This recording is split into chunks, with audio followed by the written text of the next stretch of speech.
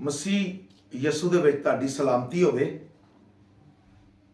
ਤੇ ਅਸੀਂ ਤੁਹਾਨੂੰ ਯਸੂ ਦੀ ਜ਼ਿੰਦਗੀ ਅਤਵਾਰ ਦਾ ਬਾਈਬਲ ਸਟੱਡੀ ਪ੍ਰੋਗਰਾਮ ਪੰਜਾਬੀ ਬਜ਼ਰੀਆ JCDC ਪ੍ਰੋਡਕਸ਼ਨ ਵਿੱਚ ਖੁਸ਼ਾਮਦੀਦ ਕਹਿੰਦੇ ਆ। ਤੇ ਮੈਂ ਅੱਜ ਫਿਰ ਦੁਬਾਰਾ ਕੁਰਬਾਨੀ ਦੇ ਬਾਰੇ ਗੱਲ ਕਰਾਂਗਾ। ਦਰਅਸਲ ਅਸੀਂ ਪਾਕਿਸਤਾਨ ਦੇ ਅੰਦਰ ਰਹਿੰਦੇ ਆ ਤੇ ਇੱਥੇ ਹਜ਼ਰਤ ਇਬਰਾਹਿਮ ਦੀ ਕੁਰਬਾਨੀ ਨੂੰ ਸੁਨਤ ਇਬਰਾਹੀਮੀ ਕਿਹਾ ਜਾਂਦਾ ਹੈ ਤੇ ਹਮਾਰੇ ਤੇ ਸਾਡੇ ਮੁਸਲਮਾਨ ਭਰਾ ਕੁਰਬਾਨੀ ਕਰਦੇ ਨੇ। ਤੇ ਮੈਂ ਥੋੜਾ ਜਿਹਾ ਦੱਸਣਾ ਇਸ ਲਈ ਚਾਹਨਾ ਵਾਂ ਕਿ ਅਸੀਂ ਕ੍ਰਿਸਚਨ ਇਸ ਕੁਰਬਾਨੀ ਦੇ ਗੋਸ਼ਤ ਨੂੰ ਮਨਾ ਕਰਦੇ ਆ ਬਈ ਕ੍ਰਿਸਚਨ ਇਹਨੂੰ ਨਾ ਖਾਣ, ਤੇ ਕੁਝ ਲੈ ਕੇ ਖਾ ਵੀ ਲੈਂਦੇ ਨੇ। ਲੇਕਿਨ ਅਸੀਂ ਖੁਦਾ ਦੇ ਖਾਦਮ ਜਿਹੜੇ ਆ ਅਸੀਂ ਉਹਨਾਂ ਨੂੰ ਸਮਝਾਉਂਦੇ ਆ ਕਿ ਨਾ ਖਾਓ। ਮੈਂ ਇਹਦੇ ਬਾਰੇ ਕੁਝ ਦੱਸਿਆ ਸੀ ਪਹਿਲੋਂ ਕਿ ਅਸੀਂ ਕਿਸ ਵਜ੍ਹਾ ਤੋਂ ਨਹੀਂ ਖਾਂਦੇ ਤੇ ਆਪਣੇ ਲੋਕਾਂ ਨੂੰ ਮਨਾ ਵੀ ਕਰਨੇ ਆ। ਇਹਦੇ ਕੁਝ ਤਜ਼ਾਦ ਨੇ, ਕੁਝ ਇਤਰਾਜ਼ਾਤ ਨੇ। ਯਾਦ ਰੱਖੋ, ਕ੍ਰਿਸਚਨ ਮਸੀਹੀ ਲੋਕ ਇਸ ਗੱਲ ਤੇ ਈਮਾਨ ਰੱਖਦੇ ਨੇ ਕਿ ਤੌਰੇਤ ਵਿੱਚ ਲਿਖਿਆ ਹੋਇਆ ਹੈ ਕਿ ਇਬਰਾਹਿਮ ਨੇ, ਜਿਹਨੂੰ ਅਸੀਂ ਅਰਬੀ ਚ ਇਬਰਾਹੀਮ ਕਹਿੰਦੇ ਆ, ਇਬਰਾਹਿਮ ਨੇ ਆਪਣੇ ਬੇਟੇ ਇਜ਼ਹਾਕ ਦੀ ਕੁਰਬਾਨੀ ਦਿੱਤੀ ਤੇ ਸਾਡੇ ਮੁਸਲਮਾਨ ਭਰਾ ਕਹਿੰਦੇ ਨੇ ਇਹ ਇਸਮਾਈਲ ਦੀ ਕੁਰਬਾਨੀ ਹੈ। ਲਿਹਾਜ਼ਾ ਇੱਥੇ ਅਕੀਦਾ ਚੇਂਜ ਹੋ ਜਾਂਦਾ ਹੈ, ਬਦਲ ਜਾਂਦਾ ਹੈ। ਕਿਉਂ?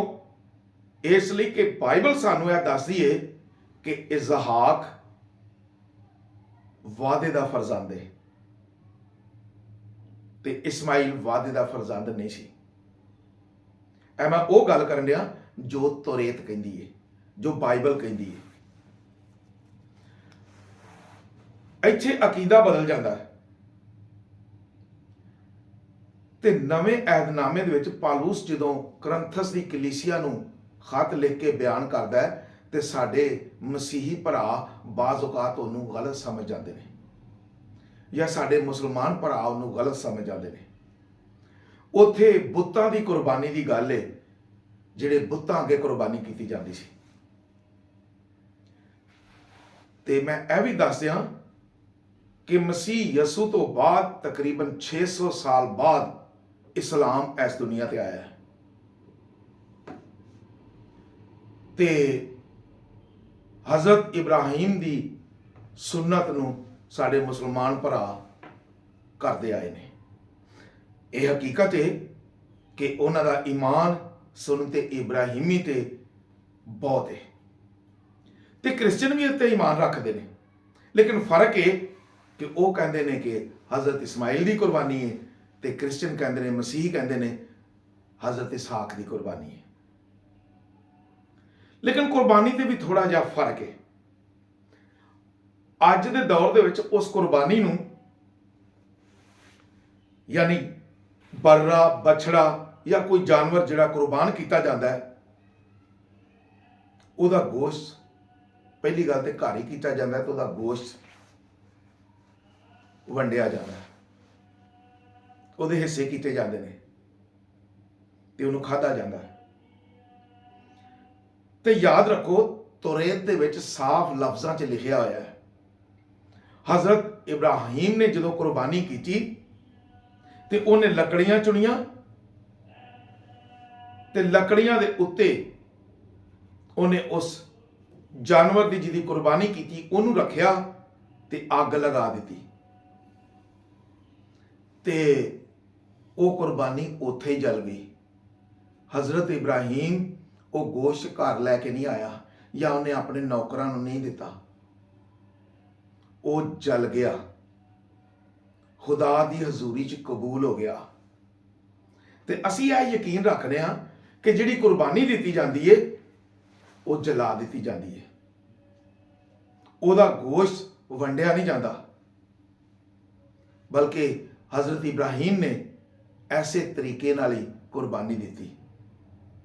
ਤੇ ਸਾਡਾ ਈਮਾਨ ਹੈ, ਅਸੀਂ ਆਪਣੇ ਅਕੀਦੇ ਤੇ ਆਪਣੇ ਈਮਾਨ ਦੀ ਗੱਲ ਕਰਨੇ ਆ ਕਿ ਅਸੀਂ ਕਹਿੰਦੇ ਹਾਂ ਕਿ ਜਿਹੜਾ ਇਸ ਤਰੀਕੇ ਤੋਂ ਹਟ ਕੇ ਕਰਦਾ ਹੈ ਉਹ ਖੁਦਾ ਦੇ ਕਲਾਮ ਤੋਂ ਹਟ ਕੇ ਕਰਦਾ ਹੈ। ਲੇਕਿਨ ਅਹਿਲੇ ਇਸਲਾਮ ਦਾ ਆਪਣਾ ਤਰੀਕਾ ਹੈ, ਉਹਨਾਂ ਨੂੰ ਜਿਵੇਂ ਦੱਸਿਆ ਗਿਆ ਉਹਨਾਂ ਉਸ ਤਰੀਕੇ ਨਾਲ ਕਰਨਾ ਹੈ। ਲੇਕਿਨ ਅਸੀਂ ਆਪਣੇ ਲੋਕਾਂ ਨੂੰ ਮਨਾ ਕਰਨੇ ਆ ਕਿ ਤੁਸੀਂ ਇਹ ਗੋਸ਼ਤ ਨਾ ਖਾਓ, ਕਿ ਇਹ ਕੁਰਬਾਨੀ ਦਾ ਤਰੀਕਾਕਾਰ ਵੀ ਬਾਈਬਲ ਦੇ ਮੁਤਾਬਕ ਨਹੀਂ, ਤੇ ਨਾਲੇ ਇਹਦੇ ਤੇ ਈਮਾਨ ਦਾ ਅਕੀਦਾ ਵੀ ਜਿਹੜਾ ਉਹ ਵੀ ਬਾਈਬਲ ਦੇ ਮੁਤਾਬਕ ਨਹੀਂ। ਹੋਰ ਕੋਈ ਗੱਲ ਨਹੀਂ। ਹਜ਼ਰਤ ਇਬਰਾਹੀਮ ਨੂੰ ਯਹੂਦੀ ਵੀ ਕਬੂਲ ਕਰਦੇ ਨੇ ਕਿ ਸਾਡਾ ਵੱਡਾ ਹੈ, ਕ੍ਰਿਸਚਨ ਵੀ ਮੰਨਦੇ ਨੇ ਕਿ ਸਾਡਾ ਵੱਡਾ ਹੈ, ਤੇ ਅਹਿਲੇ ਇਸਲਾਮ ਵੀ ਕਹਿੰਦੇ ਨੇ ਕਿ ਸਾਡਾ ਵੱਡਾ ਹੈ। ਤਿੰਨੇ ਕੌਮਾਂ ਕਬੂਲ ਕਰਦੀਆਂ ਨੇ। ਲੇਕਿਨ ਯਹੂਦੀ ਤੇ ਕ੍ਰਿਸਚਨ ਹਜ਼ਰਤ ਇਸਹਾਕ ਦੀ ਕੁਰਬਾਨੀ ਨੂੰ ਕਬੂਲ ਕਰਦੇ ਨੇ, ਤੇ ਅਹਿਲੇ ਇਸਲਾਮ ਹਜ਼ਰਤ ਇਸਮਾਈਲ ਦੀ ਕੁਰਬਾਨੀ ਨੂੰ ਕਬੂਲ ਕਰਦਾ ਹੈ। ਕੁਰਬਾਨੀ ਕਰਨ ਦਾ ਤਰੀਕਾ ਵੀ ਲੱਗੇ। ਲਿਹਾਜ਼ਾ ਮੈਂ ਅੱਜ ਇੱਕ ਹੋਰ ਇਹਦੇ ਬਾਰੇ ਦੱਸਿਆ, ਤੇ ਅਗਲੇ ਹਿੱਸੇ ਵੀ ਦੱਸਾਂਗਾ ਜਿਹਦੇ ਨਾਲ ਤੁਹਾਨੂੰ ਠੀਕ ਸਮਝ ਆ ਜਾਏਗੀ ਕਿ ਸਾਨੂੰ ਇਹ ਗੋਸ਼ਤ ਨਹੀਂ ਖਾਣਾ ਚਾਹੀਦਾ। ਖੁਦਾ ਦੇ ਹਜ਼ੂਰ ਜਿਹੜੀ ਕਰ ਦਿੱਤੀ, ਖੁਦਾ ਕਬੂਲ ਜਦੋਂ ਕਰਦਾ ਹੈ ਤੇ ਅੱਗ ਲੱਗਦੀ ਹੈ ਤੇ ਉਹ ਜਲ ਜਾਂਦਾ ਹੈ। ਅਸੀਂ ਹੈਕਲ ਦੇ ਵਿੱਚ ਹੀ ਵੇਖਦੇ ਹਾਂ ਕਿ ਕੁਰਬਾਨੀ ਦਾ ਜਿਹੜਾ ਮਜ਼ਬਾ ਬਣਾਇਆ ਜਾਂਦਾ ਸੀ ਉੱਥੇ ਗੋਸ਼ਤ ਜਲਦਾ ਰਹਿੰਦਾ ਸੀ। ਲੇਕਿਨ ਮੈਂ ਇਹਨੂੰ ਅੱਗੇ ਜਾ ਕੇ ਫਿਰ ਖੋਲਾਂਗਾ, ਇਹਨੂੰ ਜ਼ਰਾ ਹੋਰ ਖੁਲਾਸਾ ਇਹਦਾ ਵੇਖਾਂਗੇ ਤੇ ਸਮਝਾਂਗੇ। ਅੱਜ ਦੇ ਦਿਨ ਲਈ ਇੰਨਾ ਹੀ ਕਾਫੀ ਹੈ ਕਿ ਅਸੀਂ ਤੁਹਾਨੂੰ ਸਮਝਾ ਸਕੀਏ ਕਿ ਵੇਖੋ ਉਹ ਹਜ਼ਰਤ ਇਬਰਾਹੀਮ ਦੀ ਸੁਨਨਤ ਕਰਦੇ ਨੇ, ਸੁਨਨਤ ਇਬਰਾਹੀਮੀ ਕਰਦੇ ਨੇ। ਉਹ ਕੁਰਬਾਨੀ ਇਬਰਾਹਿਮ ਨੇ ਜਿਵੇਂ ਕੀਤੀ ਹੈ ਉਵੇਂ ਕਰਦੇ ਨੇ। ਲੇਕਿਨ ਸਾਡੇ ਤੇ ਉਹਨਾਂ ਦੇ ਅਕੀਦੇ 'ਚ ਫਰਕ ਹੈ ਤੇ ਕੁਰਬਾਨੀ ਦੇ ਕਰਨ ਦੇ ਤਰੀਕੇ 'ਚ ਫਰਕ ਹੈ। ਲਿਹਾਜ਼ਾ ਮੈਂ ਆਪਣੀ ਕੌਮ ਕ੍ਰਿਸਚਨਾਂ ਅੱਗੇ, ਮਸੀਹਾਂ ਅੱਗੇ ਦਰਖਾਸਤ ਕਰਨਾ ਕਿ ਮਿਹਰਬਾਨੀ ਕਰਕੇ ਇਹ ਗੋਸ਼ਤ ਨਾ ਖਾਓ ਤੇ ਇਹਦੇ 'ਚ ਸ਼ਰੀਕ ਨਾ ਹੋਵੋ। ਕਿ ਜੇ ਤੁਸੀਂ ਗੋਸ਼ਤ ਖਾਂਦੇ ਹੋ ਤੇ ਫਿਰ ਤੁਸੀਂ ਇਸਹਾਕ ਦੀ ਕੁਰਬਾਨੀ ਕਬੂਲ ਨਹੀਂ ਕਰਦੇ, ਬਲਕਿ ਇਸਮਾਈਲ ਦੀ ਕੁਰਬਾਨੀ ਕਬੂਲ ਕਰਦੇ ਹੋ।